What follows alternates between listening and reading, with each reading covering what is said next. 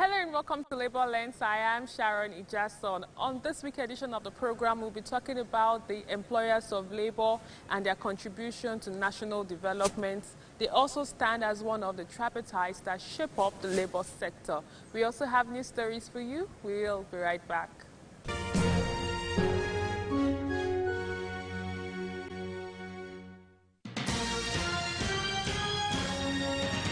The National Union of Civil Engineering, Construction, Furniture and Woodworkers and the Construction and Civil Engineering Senior Staff Association are the two leading unions in the construction industry in Nigeria. Both unions have been at daggers drawn with their employers over alleged failure to negotiate the wage award to cushion the hardship brought about by the removal of fuel subsidy. The construction workers accused the Federation of Construction Industry, FOSI, of deliberately frustrating negotiations on the subject matter, even after the involvement of the Federal Ministry of Labor and Employment. We are using this medium to inform you all and the entire world that employers in the construction industry in Nigeria have refused the options of dialogue but choose to adopt confrontational approaches.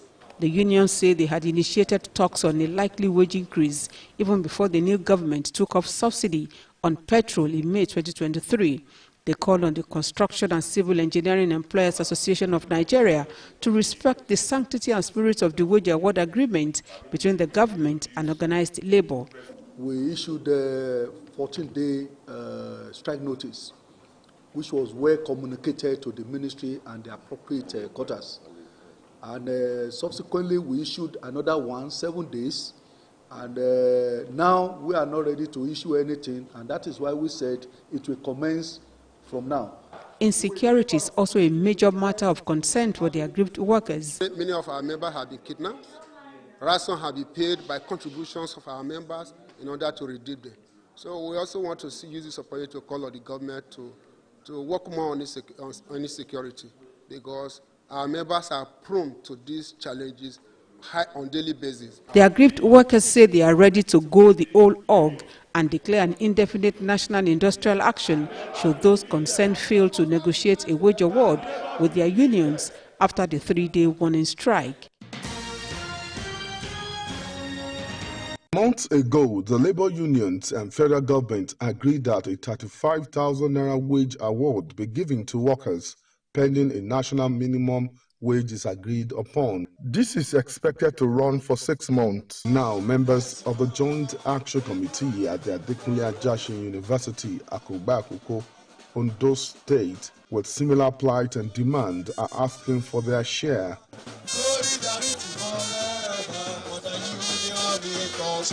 Armed with placards with various inscriptions, they move around the university campus to protest the exclusion from the payment of 35,000 naira wage award.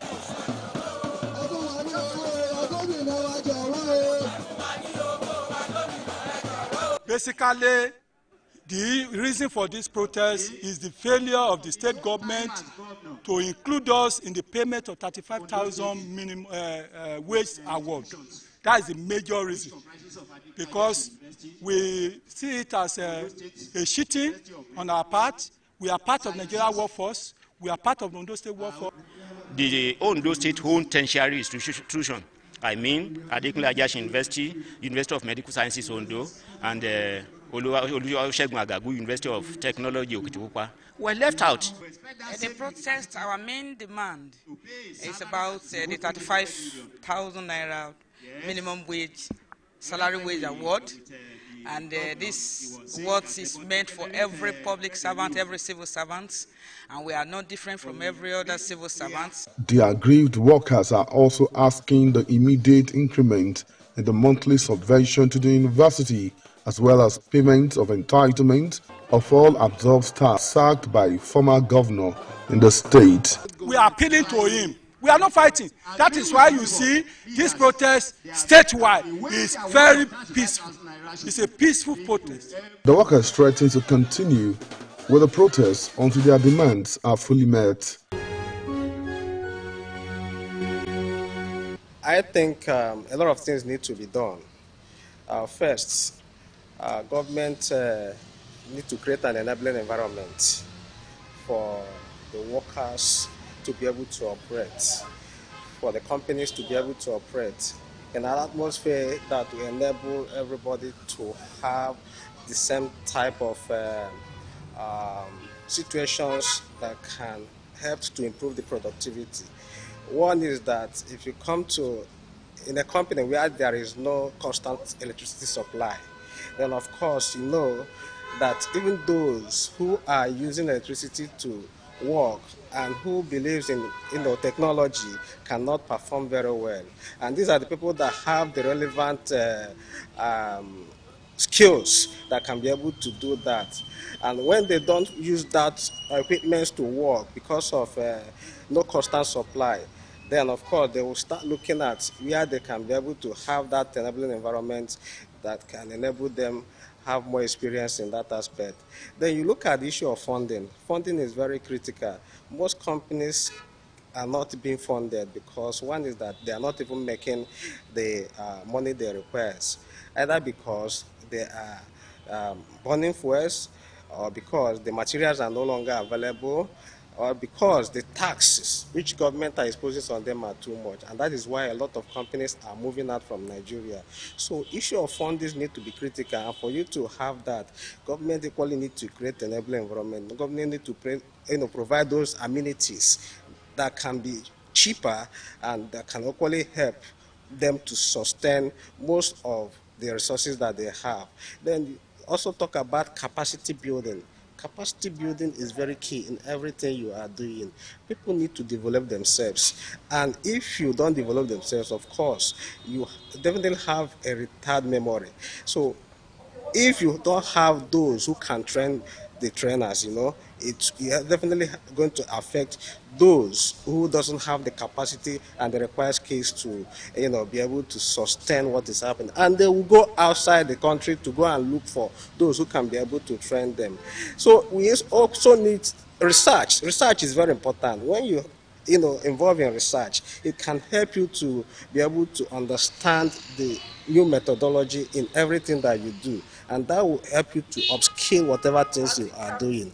So when you look at some of these things, you see that why most people are traveling abroad or living what they are doing here to be able to get the right skill is because the environments are not sustainable, there is hardship, and they believe that they can be able to get it wherever they go, outside the shore of Nigeria. And it's very pathetic that Nigerians is losing a lot of them, and we can't continue this way. So government need to sit down to look at all these things, provide all the resources that we need. We have the resources in Nigeria. We have the human and the material resources that we need for us to be able to, bring these people back or keep those ones that are still here. We are losing a lot of staff, going abroad. Especially taking their kids and their families there. Yes, they have the little money to say, okay, they want to manage the process. But then, what is coming on to the country in the short term, I think we are really losing it. But again, based on the job profile, the way we do the job, you can work from home, you can work from some of us can do such jobs from outside. But most people just want to leave the country, and since their skill set they are required outside, it's all about remuneration. So if you pay them well, yeah, they will still remain. But the long run is that they want to move out. So can we import these skills back? Maybe through their kids, we don't know. But I think there's a lot that needs to be done to make the country safer, because that is the major thing that is scaring people out. Security for themselves, for their families, and all. On the profile interview segment this week, I'll be speaking with the former Director General of the Nigeria Employers Consultative Association, Segun Oshinowo. He shared some of his experience as DG of NECA, which spanned up to 19 years, while also emphasizing the need for inclusive engagements to foster national development. It's good to have you on the program. It's been a couple of years since you last saw. Yes, it's been quite some time, Sharon. It's a pleasure seeing you again. We hope to tap from the knowledge that you've had and your wealth of experience. And very quickly, let's start with the situation we find ourselves in the country, not just typical to Nigeria. We also have many developed countries faced with this challenge of migration. But we also have the working populace, the younger ones most especially, migrate or relocate in whatever guise or form to developed countries. With your experience as an employer of labor, with your experience as a former DG of NECA, how do you think developing countries can retain skilled workers? First, I think we must acknowledge the fact that migration is a human instinct for survival. For me, that's a fundamental issue, that individuals will stay in their space, examine their situation, and then ask themselves where they can guarantee the best of life for themselves. So it's an individual decision, issue of migration. And such decision will be predicated on how can I get the best of environment to live my life. And wherever that place is, I'm prepared to move in that direction legally. So the challenge now for the sovereign is to be conscious of this human instinct for survival, and then make sure that they create the environment, they create the climate that will make the individuals to vote or opt for staying in their environment to eke their living. So that is really key. Otherwise, there's nothing anybody can do about migration, given its link to the human instinct of survival. So, are you saying that there is no strategy that can be put in place to ensure that we still retain skilled workers? Well, you see, if you're talking of strategy, you have to look at strategy in terms of attracting those skills and retaining those skills. And the skills you are talking about, some of them are skills that are required in other climes in the world. So the issue of competitiveness of your own climb now comes into question. How competitive are you to get the possessors of those skills to opt for you rather than some other people? And there are no sentiments about this. And some of the considerations of the possessors of those skills could be remuneration, the hygienic factor of employment. Am I getting the best value for my skills and competencies? Am I getting the best remuneration that will enable me to nurture my family and to get quality life? Those are the things that individuals will process in taking their decision. Is it safe for me to operate in this environment? Is it safe for my family? Those are the non-hygienic factors that drive the decision of individuals as to whether to give their skills to the current location where they are, or move to a location that will be able to meet their own expectation. So we can't throw away the factor of competition. Okay, before I go on, I am aware, or we are all aware about the fact that we have some multinationals leaving the country. In view of this, what strategies do international organizations actually do to improve standards in general? I need to understand where you're coming with this in terms of standards. Are we talking of labor standards? Labor standards. I don't think the exit of multinationals from our environment has anything to do with the issue of labor standards. In fact, and that's just the belief in some quarters, that adherence to labor standards could actually add to the cost of operation. But I don't think that's really the issue in our own environment, using Nigeria as an example. The issue more in our own environment has to do with a whole gamut of issues that have to do with enabling environment rather than labor standards. And of course, there have been many researches that have actually proved that adherence to labor standards will boost productivity, and that labor standards should not be seen in the context of cost of operation for businesses. That for those who have imbibed those labor standards, they are likely to have the output of higher productivity in their system. There are many studies that have been carried out to that effect. And what usually influenced the articulation of labor standards is just to promote good living standards for workers. Labor standards are not protected just for the sake of creating obstacles for business. It's just to make sure that workers, as stakeholders in businesses, are guaranteed the best from their input into those businesses. With your experience managing businesses and top organizations for more than 3 decades, what do you think can be done to ensure that we have more jobs out there for people? Looking at the fact that the rate of unemployment has quadrupled over the couple of years. The incidence of unemployment is a dependent variable and not an independent variable. And for me, that's a basic starting point, really, in going into this conversation of what can we do to address the issue of unemployment. The perspective of seeing it as a dependent variable. And the moment we're able to bring ourselves to accept that, our point of entry into that kind of discourse will now be, why are people unemployed?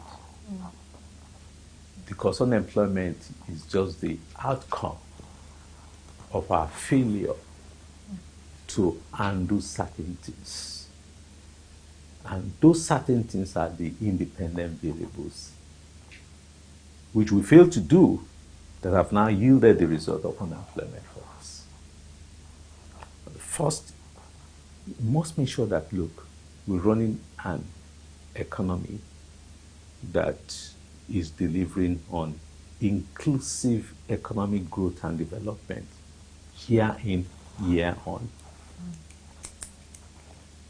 I've used the term inclusive economic growth in the context of a job-rich growth, because it's possible for you to have a GDP growth that is not job-rich. So we must ask ourselves, anytime we post a positive GDP growth rate, is it job-rich? Is the employment content positive for us? And delivering on positive GDP growth rates is dependent on our macroeconomic framework, the quality of our policies, our fiscal policies, our monetary policies. How easy is it for our budding entrepreneurs to access credit? What's the cost of those credits? What kind of environment are they operating in? What is the quality of our infrastructure? How easy is it for producers to access their market? I mean, those are all gamut of issues that will determine whether you're going to post a positive GDP growth rate or not. If you don't get that right, you'll not be able to create jobs. If your macroeconomic policy favors imports, then you'll be creating jobs in other climes rather than your country. Is your economy export inclined, export focused? What's the quality of your government spending? When you have a government spending that is in favor of recurrent expenditure as against capital expenditure, it's going to affect your ability to create jobs. You know, Those are the fundamental issues we really need to look at as a country. And then, of course, we need to ask ourselves, even if we have done all that and we are able to create jobs, are our citizens ready to be able to take advantage of the jobs that have been created? Because that's a different conversation on its own. With your experience being part of a tripartite body that determines what happens in the world of work, what would you say is changing, or what do you think needs to change to ensure that we have a more robust workspace? Change could go in any direction. And oftentimes, the mindset of people when you talk about change is in the positiveness. So when people talk of change, the impression is that, oh, things are getting better. But you could have a reverse change, that things are getting worse. And it is in that context that we address the issue of tripartism. Time was when we had a robust tripartite system here in this country. But we've lost it, because it's as if the sovereign does not really have what I would call memory of good things that have been done in time past. It's as if from time to time sovereign try to abandon what has worked in preference for what is retrogressive.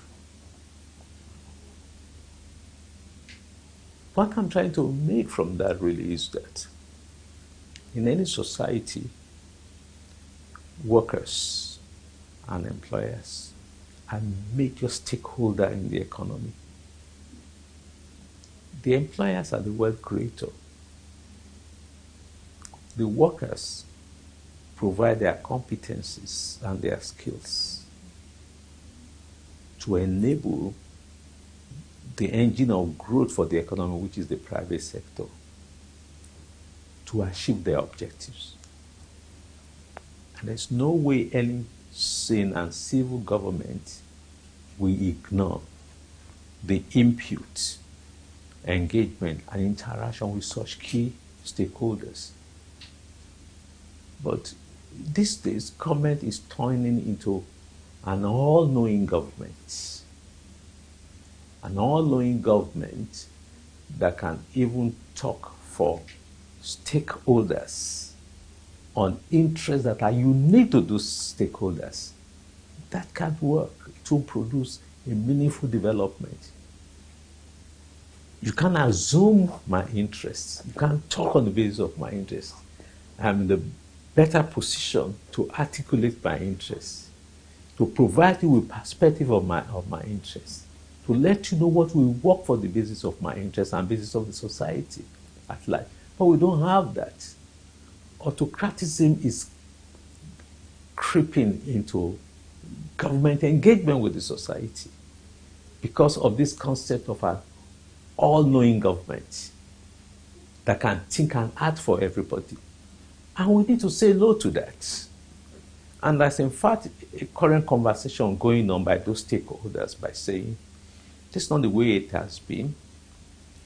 What it has been before has been beneficial to our polity. It's time for us to get back there. You can think for us. You can act for us. You can assume what we want. So let's ignite again the wheel of tripartism. Finally, what would you say is the most ideal for policies to thrive in a particular country or economy or developing country generally? Every policy must have an objective. Of course, every policy we equally have its gestation period. For a government that has its head in the right place, there should be a measure on ground based on time elements for you to review the effectiveness of whatever policy and measure you have put in place. Vis-a-vis the objective. Because that will enable you to really know whether your policies and your program are actually achieving their objectives. And if they are not, you have to yourself the question, why are they not? Which will prompt you to then start a new thinking process as to what next to do for you to achieve your objective. Whether those who have given our suffrage to deliver good governance does that from time to time, I really don't know.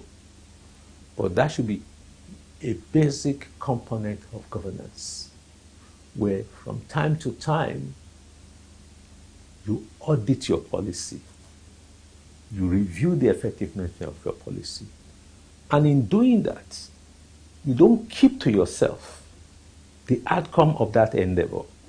You engage your public and let them know, this is how well we have done in respect of it. This has not worked. We're thinking in this direction in terms of repositioning this so that you can deliver our objective.